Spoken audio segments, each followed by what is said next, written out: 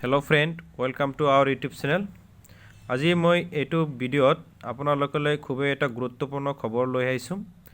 जिসকলে অসম চৰকাৰৰ চাকৰিৰ কাৰণে অপেক্ষা কৰি আছে, যিসকলে চাকৰি এটাৰ কাৰণে ৰৈ আছে, তেওঁলোকৰ কাৰণে আজিৰ এই ভিডিঅ'টো খুবেই গুৰুত্বপূৰ্ণ হ'ব।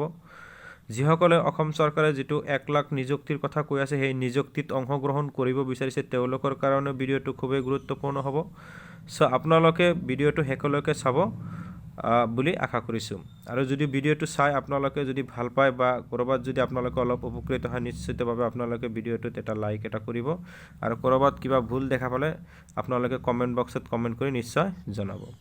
সো আজিৰ এই ভিডিঅ'টো মই প্ৰথমে নোটিছটো এটা দিছোঁ। সেই নোটিছ এটা দিছিল আপোনাৰ কাহিলীপাৰাৰ পৰা, খানাপাৰাৰ পৰা এটা নোটিছ আহিছিল। সেই নোটিছটো হ'ল 8 এপ্ৰিলত আহিছিল 2022। সো নোটিছটোত কি আছিল মই ডিটেইলছ কৈ আছোঁ, মই লাইন বাই লাইন পঢ়ি নাযাওঁ। সো নোটিছটো আছিল যিটো 25 মাৰ্চৰ যিটো এটা নটিফিকেশ্যন আছিল, এটা এডভাৰ্টিজমেণ্ট আছিল, যিটো 26ত প্ৰকাশ পাইছিল। সেই এডভাৰ্টিজমেণ্টত 26,000+ অসম গভৰ্ণমেণ্টে এটা পোষ্টৰ কথা কৈছিল, যে যিটো ডিৰেক্ট ৰিকুৱাৰমেণ্ট আছিল। সো তাতে দুটা কেটাগৰীৰ পোষ্টৰ কথা কৈছিল। এটা হ'ল গ্ৰেড 3ৰ পোষ্ট আৰু এটা হ'ল গ্ৰেড 4ৰ পোষ্ট। সো সেই পোষ্টৰ গ্ৰেড 3ৰ যিখিনি আছে সেইখিনি অনলাইন এপ্লিকেশ্যনটো আৰম্ভ হ'ব আপোনাৰ ইয়াতে লাইন এটা লিখা আছে 11 AM অফ 11th এপ্ৰিল 2022ৰ পৰা।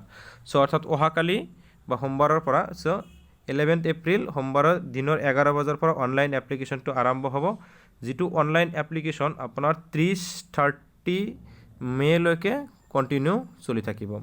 সো আপোনালোকে ৱেবছাইট দুটা লিখি ল'ব পাৰে, যে sevaonline.org আৰু এটা আছিল assam.gov.in। সো এই দুটা ৱেবছাইটত উপলব্ধ হ'ব। সো আপোনালোকে যদি অনলাইন কৰোঁতে কিবা অসুবিধা পায়, নিশ্চিতভাৱে আমাৰ এই ৱেবছাইট, এইটো আমাৰ যিটো চেনেল আছে, চেনেলত আপোনালোকক অনলাইন এপ্লিকেশ্যন কেনেকুৱাকৈ কৰিব লাগে, কেনেকুৱাকৈ ফিল আপ কৰিব লাগে, সো সেই বিষয়ত এটা ডেমো ভিডিঅ' নিশ্চিতভাৱে আপোনালোকৰ কাৰণে আপলোড কৰিম। সো আপোনালোকে আমাৰ চেনেলটো ছাবস্ক্ৰাইব কৰিব, যিসকলে নতুনকৈ আহিছে, আৰু যিসকলে আগৰ পৰা আছে আপোনালোকে নিশ্চয় আপোনালোকৰ লগৰ বন্ধু বান্ধৱীসকলক ভিডিঅ'টো এটা শ্বেয়াৰ কৰি দিব। সো নোটিছটো আছিল এইখিনি। সো আহক আমি এডভাৰ্টিজমেণ্টখন চাই লওঁ। সো এডভাৰ্টিজমেণ্টটোত কি আছিল, সো মই কৈছোঁ ইয়াতে অনলি গ্ৰেড 3ৰ যিখিনি পোষ্ট আছিল সেইখিনি কথা কোৱা হৈছে।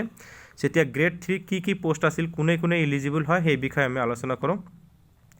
সো এডভাৰ্টিজমেণ্ট আপোনালোকেতো দেখা পাইছে ইয়াতে, state level recruitment commission for class 3, যিটোক SLRC, এইটো ক্লাছ আছে ইয়াতে, কিন্তু এইটো গ্ৰেড বুলি লিখা আছে SLRC গ্ৰেড 3 পোষ্ট যিখিনি আছিল, যিটো আসাম এডমিনিষ্ট্ৰেটিভ ষ্টাফ কলেজ তাৰে পোষ্ট আছিল। সো ইয়াতে কোৱা হৈছে যে পোষ্টখিনি কি গ্ৰেড 3ৰ যিখিনি পোষ্ট আছে, পোষ্টখিনি কিন্তু ইয়াতে টোটেল নাম্বাৰ অফ পোষ্ট আছে 13,141 পোষ্ট বুলি কোৱা হৈছে। 31,141 পোষ্ট বুলি কৈছে। আৰু পোষ্টখিনি টেণ্টেটিভ বুলি কোৱা হৈছে। এইটো কাৰণতে টেণ্টেটিভ বুলি কোৱা হৈছে, হয়তো এইটো মানে এক্সিছো হ'ব পাৰে, হয়তো ক'ৰবাত দুটা এটা কমো হ'ব পাৰে, হয়তো বেছিও হ'ব পাৰে। সো এইটো ডিপাৰ্টমেণ্টে সেইটো কথা জানিব, তেওঁলোকে সময়ত সেইখিনি কথা জনাই দিব। সো আৰু পোষ্টখিনিৰ যিখিনি চেলাৰী ষ্ট্ৰাকচাৰ হ'ব সেইখিনি হ'ব pay' band 2 and pay' band 3। So আৰু তাৰ লগতে গ্ৰেড পে' যিটো পায় পে' বেণ্ড 2 আৰু পে' বেণ্ড 3, সেই হিচাপতে গ্ৰেড পে'টো পাব। সো এইখিনি কথা আপোনালোকে মনত ৰাখি দিব। সো পোষ্টটো এতিয়া আমি চাম পোষ্টখিনি কেটাগৰী ৱাইজ কেনেকুৱা ধৰণৰ আছিল। সো পোষ্টটো আছিল, ফাৰ্ষ্ট কেটাগৰীটো আছিল আপোনাৰ যিখিনি আছিল accountant, cashier, junior assistant, LDA, stenographer etcetera. Detail list shall be available along with the application form. যেতিয়া এপ্লিকেশ্যন ফৰ্মটো আপলোড হ'ব তেতিয়া তাতে ডিটেইলছ লিষ্টটো পোৱা যাব, যে একাউণ্টেণ্ট, কেচিয়াৰ বা জুনিয়ৰ এছিষ্টেণ্ট, LDA, ষ্টেন'গ্ৰাফাৰ, তাৰ লগত আৰু কি থাকে সেইখিনি চবখিনি পোৱা যাব ফাৰ্ষ্ট চিৰিয়েল নম্বৰত। ইয়াতে আপোনালোকৰ কোৱালিফিকেশ্যন যিখিনি আছে সেইখিনি দিয়া আছে ধুনীয়াকৈ। বেচেলাৰ ডিগ্ৰী হ'ব লাগিব, এনি গ্ৰেজুৱেট হ'ব লাগিব, লগত কি থাকিব লাগিব, মিনিমাম 6 মান্থৰ এটা কম্পিউটাৰ ডিপ্ল'মা এটা থাকিব লাগিব। মিনিমাম 6 মান্থৰ কম্পিউটাৰ ডিপ্ল'মা থাকিব লাগিব। তাতে পোষ্ট আছে 8,331টো পোষ্ট আছে। সো ইয়াতে প্ৰথম যিখিনি পালোঁ, যে ফাৰ্ষ্ট যিটো কেটাগৰী আছিল তাতে আমি পালোঁ 8,331টা পোষ্ট আছে, য'ত গ্ৰেজুৱেশ্যন লাগিব আৰু কম্পিউটাৰ মিনিমাম 6 মান্থৰ এটা কম্পিউটাৰ ডিপ্ল'মা লাগিব। এতিয়া ছেকেণ্ড যিটো কেটাগৰী আছে তাতে আছে field assistant, fieldmen, foreman, section assistant, soil conservation field worker, junior agriculture extension assistant junior agriculture extension assistant etcetera ইয়াৰ লগত আৰু কিবা কিবি থাকিব যিটো আমি এপ্লিকেশ্যনৰ লগত দেখা পাম চ' ইয়াত কোৱালিফিকেশ্যনটো লাগিব আপোনাৰ HSLC or equivalent for the post of laboratory assistant ইয়াতে লেবৰেটৰী এছিষ্টেণ্টটো ইয়াতে দিয়া নাই যিখিনি দিব হয়তো আপোনাৰ যিটো এপ্লিকেশ্যন ফৰ্ম আছে এপ্লিকেশ্যন ফৰ্মৰ লগত দিব চ' লেবৰেটৰী এছিষ্টেণ্ট আৰু section assistant and photography assistant candidate with HSLC or equivalent with science stream only can apply so' maximum পোষ্টৰ কাৰণে কি কৰিব পাৰিব HSLC মানে HS হ'লে হ'ল হায়াৰ ছেকেণ্ডাৰী পাছ হ'লে হ'ব HSLC বুলি যাক কোৱা হয় হায়াৰ ছেকেণ্ডাৰী বুলি কোৱা হ'ব চ' হায়াৰ ছেকেণ্ডাৰী পাছ হ'লে হ'ব কিন্তু specially laboratory assistant section assistant and ফটোগ্ৰাফীৰ কাৰণে যিখিনি আছে সেইখিনি ছায়েন্সৰ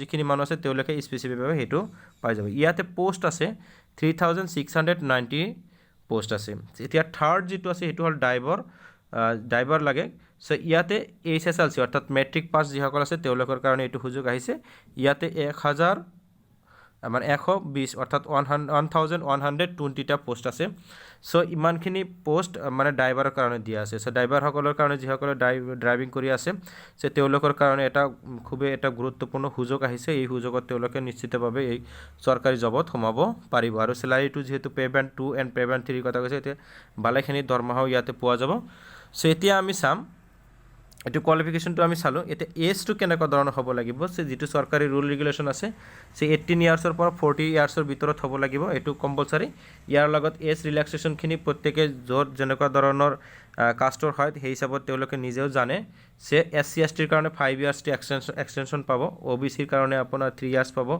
এক্স ছাৰ্ভিচমেনে 2 ইয়াৰ্ছ পাব আৰু 10 ইয়াৰ্ছ পাব PWD চ' ইয়াতে এজ কাউণ্টিংটো হ'ব মেট্ৰিকুলেশ্যন বৰ্ড অৰ্থাৎ HSLC যিটো এডমিট কাৰ্ড আছে certificate issued by the board council নাইবা কি আছে আদাৰ ডকুমেণ্ট শ্বেল বি একচেপ্টেড বুলি কোৱা হৈছে কিন্তু HSLC সেইটো চাই মানে এজটো দিব ইয়াৰ লগতে ডকুমেণ্ট আপলোডৰ কথা কোৱা হৈছে ইয়াতে ডকুমেণ্ট ইয়াতে জাষ্ট যিটো এপ্লিকেশ্যন আছে ইয়াতে দুটাই দেখাইছে বাকীখিনি দেখুওৱা নাই ইয়াতে নিশ্চয় আৰু থাকিব লাগিছিল ইয়াতে কোৱা হৈছে যে recent passport size photograph and candidate signature বুলি কোৱা হৈছে এইখিনি দিয়া আছে নিশ্চিতভাৱে একাডেমিক কোৱালিফিকেশ্যনৰ যিখিনি মাৰ্ক আছে যিখিনি চাৰ্টিফিকেট বা মাৰ্কশ্বিট আছে ইয়াৰ লগতে কম্পিউটাৰৰ সেইখিনি লাগিব বুলি ধৰি লওক আপোনালোকে সবখিনি ডকুমেণ্টছ লৈ যাব এপ্লাই কৰোঁতে ইয়াৰ পিছত আছে আপোনাৰ ফিজ ক'ত কেনেকুৱাকৈ দিব লাগিব মানে পে'মেণ্ট এটা কৰিব লাগিব পে'মেণ্টটো আপোনালোকে পে'মেণ্ট এটা লিংক এটা দিয়া থাকিব সেই থ্ৰুৱেদি লিংকৰ থ্ৰুৱেদি পে'মেণ্টটো কৰিব ইয়াতে 350 দিব লাগিব OBC এণ্ড আনৰিজাৰ্ভডৰ যিসকল আছে তেওঁলোকৰ কাৰণে আৰু 250 দিব লাগিব SC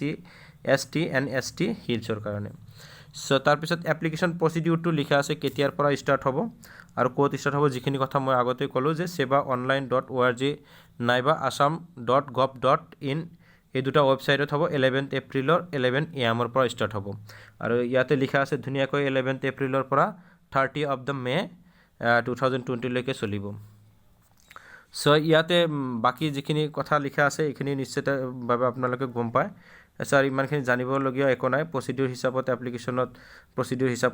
এপ্লিকেশ্যনখন মেলি লৈ সেই হিচাপত কাম কৰি গ'লে হ'ল ইয়াতে আপোনালোক এজনে মানে এবাৰ ছাবমিশ্যন কৰাৰ পিছত আৰু এডিট কৰিব নোৱাৰে কাৰেকশ্যন কোনো চান্স নাই সেইটো কথাও লিখা আছে আপোনালোকে চাই ল'ব ইয়াতে এডিটিং কাৰেকশ্যন এণ্ড ৰিছাবমিশ্যন এইটো নহয় no' scope of editing correction and resubmission এতিয়া আমি ছিলেকশ্যন প্ৰচিডিউৰ যিটো আছে সেইটো চাম প্ৰথমত হ'ব আপোনালোকৰ ৰিটেন টেষ্ট যিটো আছে মাল্টিপল চইচত হ'ব এই ৰিটেন টেষ্টৰ পিছত যিসকলে the selection criteria and the mode of the examinations of different categories shall be communicated in due course of time so' ইয়াতে the short listed will have to bring all original testimonials as certificate caste certificate educational qualification certificate computer proficiency certificate income and SS certificate economically weaker sectioner karone disabled certificate jitu ase PWD karone declaration form A jitu Assam public service